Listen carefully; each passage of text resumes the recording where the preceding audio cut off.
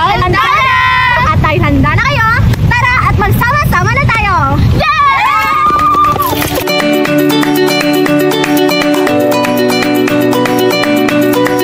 Explorer, ako si Hani at ngayon ay dadalhin ko kayo sa mga lugar ng tribong Matigsalog dito sa Davao at Bukidnon.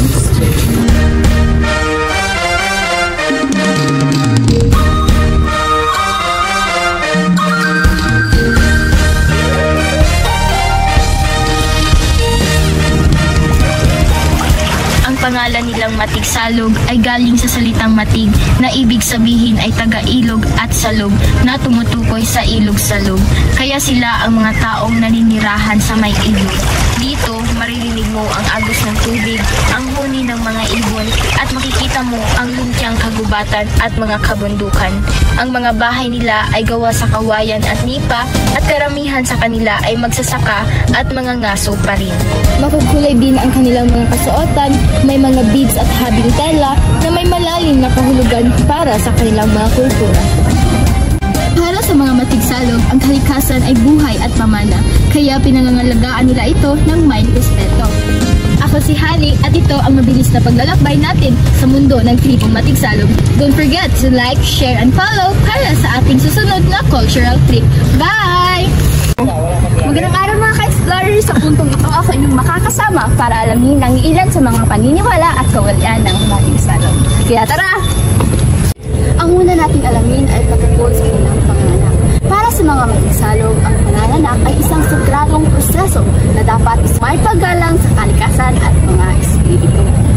Isinasagawa ito sa loob ng bahay sa hiwalay na silid na tinatawag na bangkasan, kung saan tanging ang kilot o tandang babae ang tumutulong sa ina. Ginagamitan ito ng mga halamang gamot at mga ritual pang mapagkasahan ang ina laban sa sakit at malas. Pagkatapos ng panganganak, maingat na ibinabaon o sinusunog ang pusod at tinunan dahil naniniwala silang maaaring magdala ito ng kamalasan kung mapapabayaan. Sunod naman ay ang pag-aasawa. Ang pag-aasawa sa mga Matigsalog ay isang pinaglanuhang kasunduan ng dalawang pamilya. Kadalasan arranged marriage na pinapatibay ng pamuyboy o bigay kaya mula sa pamilya ng lalaki bilang tanda ng respeto at pananagutan. Ang kasal ay sinasagawa sa tulong ng babaylan o espiritual na pinuno na nagsasagawa ng dasal at alay sa mga espiritu at ninuno upang basbasan ang mga kasal. Ang pag-asawa ay hindi lamang pagsasama ng dalawang puso kundi dalawang angkan, kaya ito ay may malaking kahalagahan sa kanilang komunidad. Ang pangatlo naman ay ang kamatayan. Ang kamatayan para sa mga Matigsalog ay hindi wakas kundi paglipat ng kaluluwa sa kanilang daigdig.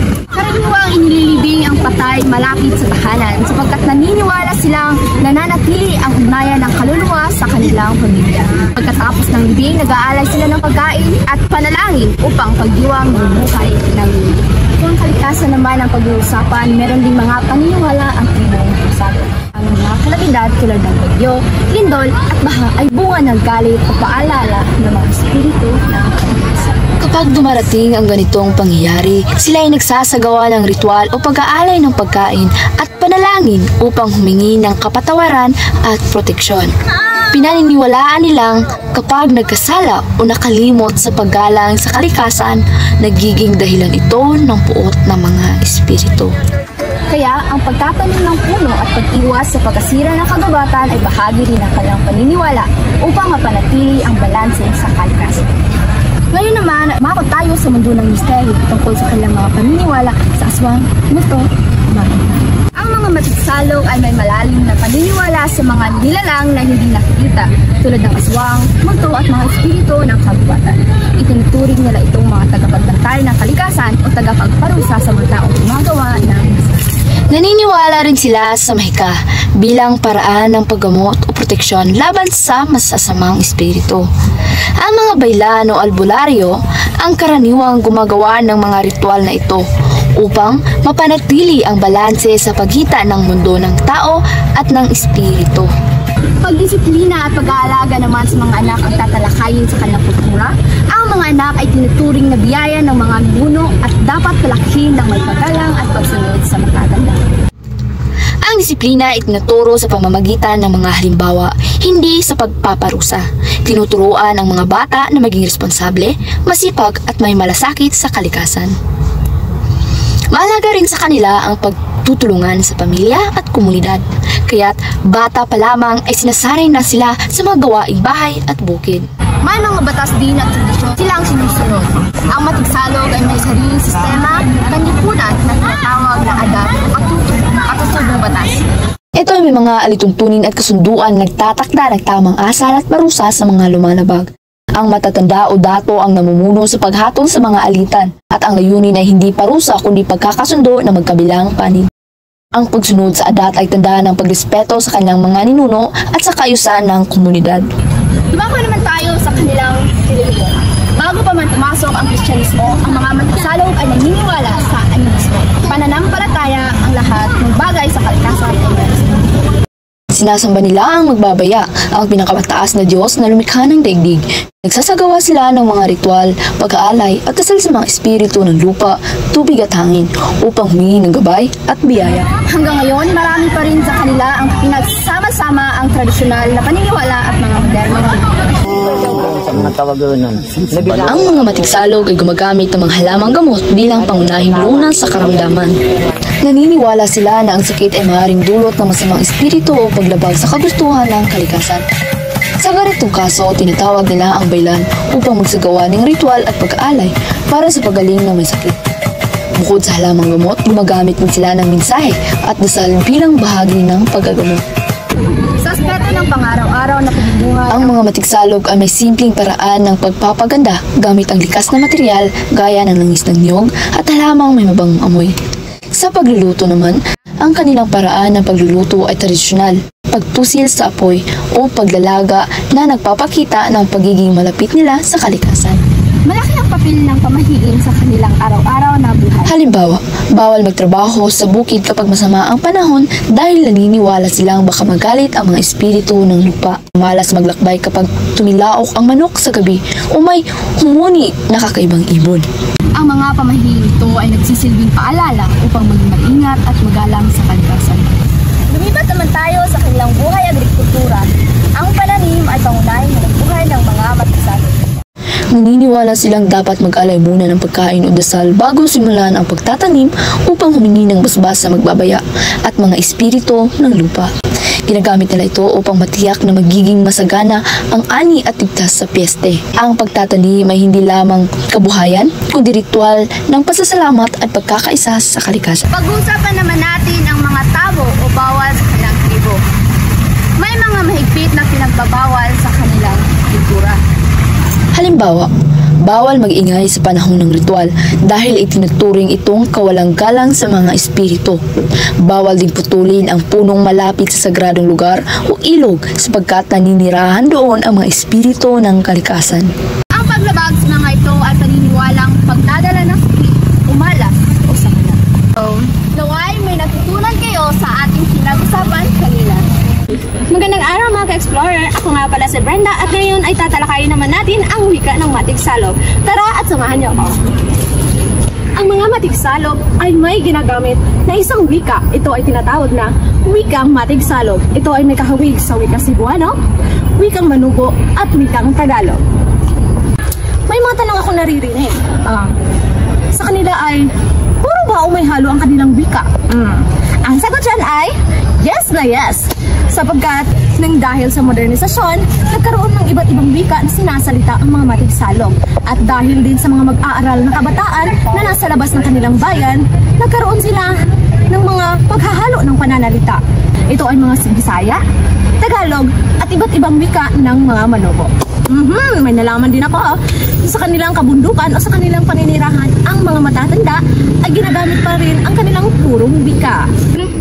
Ano-ano ang kultural na kanilang ginagamit o tinatawag sa iba't ibang mga tao, mga lider. Nalaman ko na dato ang kanilang tawag sa kanilang lider. Baylan naman sa tagapamagitan ng espiritu at manggagamot. Manuhad naman sa ritual o mananalangin. Tungaw sa tawag sa masasamang espiritu. Balang ang tawag sa pagtitipon o pagpupulong ng mga Matigsalog. At isa din ang gugso sa tradisyonal na sayaw ng mga Matigsalog. Ikaw, ka-explorer, kamusta? Ako si Princess Ailo at ngayong araw samahan niyo ako sa isang paglalakbay sa isang kwento na tradisyon, pagbabago at pagkikibakan ng tribong Matigsalog. Sa kabila ng modernong panahon, buhay pa rin ang paniniwala sa espiritu ng kalikasan. May ritual para sa pag-aani, panggagamot at paghingi ng gabay. Buhay ang bayanihan, buhay ang Pero kwento. hindi maiiwasan dumating ang modernasyon. Edukasyon, rehiyon, Krisyanismo, cellphone at social media. Unti-unting nagbago ang pananaw ng mga kabataan. Ang tradisyonal na kasuotan ay napalitan ng modernong estilo. Ang musika ng tambol ay napalitan ng pop culture. At ang wika, unting-unti nang nawawala. Oo, may benepisyo. Mas madali ang komunikasyon. Mas maraming oportunidad sa edukasyon. Pero kapalit nito ang kawalan ng wika, ritual at interes sa sarili nating kultura. Ang wika ay hindi lang salita. Ito ay damdamin, alaala at pagkatao. Kung mawawala ito, mawawala ang boses ng tribo. Kaya mahalaga ang aksyon, palakasin ang edukasyon ng kultura, gamitin ang teknolohiya sa dokumentasyon, ibalik ang diwa ng tribo, ng puso, ng sumusunod na henerasyon. Ako si Princess Ailu at ito ang aking panawagan. Igalang ang tradisyon, gamitin ang teknolohiya na may malasakit at higit sa lahat, huwag kalimutan kung sino tayo.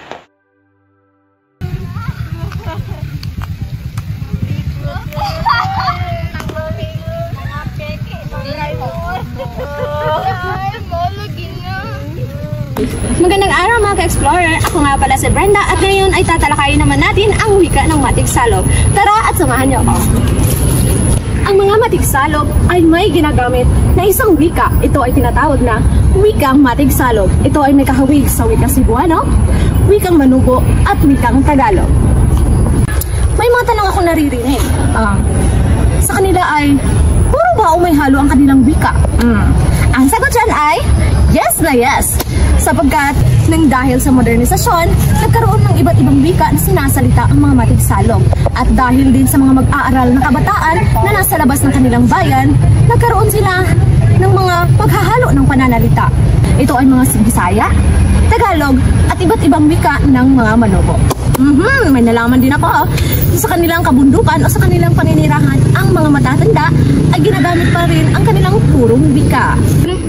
Ano-ano ang kultural na kanilang ginagamit o tinatawag sa iba't ibang mga tao, mga lider. Nalaman ko na dato ang kanilang tawag sa kanilang lider. Baylan naman sa tagapamagitan ng espiritu at maggagamot. Manuhad naman sa ritual o mananalangin. Tungaw sa tawag sa masasamang espiritu. Balang ang tawag sa pagtitipon o pagpupulong ng mga Matigsalog. At isa din ang gugso sa tradisyonal na sayaw ng mga Matigsalog. Ikaw, ka-explorer, kamusta? Ako si Princess Ailu at ngayong araw samahan niyo ako sa isang paglalakbay sa isang kwento na tradisyon, pagbabago at pagkikibakan ng tribong Matigsalog. Sa kabila ng modernong panahon, buhay pa rin ang paniniwala sa espiritu ng kalikasan. May ritual para sa pag-aani, panggagamot at paghingi ng gabay. Buhay ang bayanihan, buhay ang Pero kwento. hindi maiiwasan dumating ang modernasyon. Edukasyon, rehiyon, Krisyanismo, cellphone at social media. Unti-unting nagbago ang pananaw ng mga kabataan. Ang tradisyonal na kasuotan ay napalitan ng modernong estilo.